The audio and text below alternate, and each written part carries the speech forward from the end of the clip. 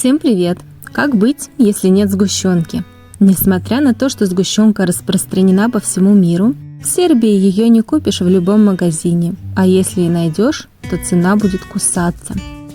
Поэтому я попробовала ее приготовить в домашних условиях, а точнее я пошла дальше и попробовала приготовить вареную сгущенку. Процесс один и тот же, только последний будет длиться чуть дольше. И еще я положила соду. Состав и количество продуктов будет под видео. На самом деле это просто. Нужно взять молоко пожирнее, сахар и щепотку соды и варить на таком огне, чтобы молоко кипело интенсивно, но не убегало. Продолжительность будет зависеть от вашей конфорки, от размера кастрюли. Чем она шире, тем будет быстрее, так как быстрее будет выпариваться влага.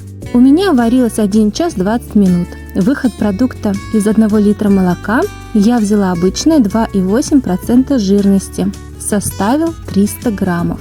Если вы возьмете молоко жирнее, выход будет больше.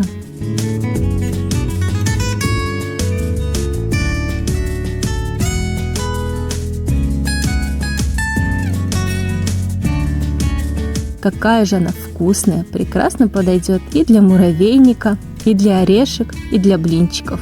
А у меня были грецкие орехи, они очень доступны в Сербии, так как их можно насобирать даже в лесу. Поэтому будут ореховые конфеты. Поджариваю орешки, часть из них для обсыпки откладываю, те, что буду использовать сразу, измельчаю крупно. Беру 150 грамм охлажденной варенки, добавляю орешки, все хорошо перемешиваю. Затем нужно убрать в морозильник минут на 15.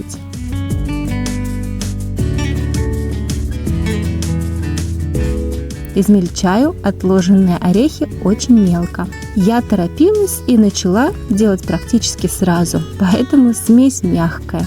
Скатываю в шарик, обваливаю в ореховые крошки.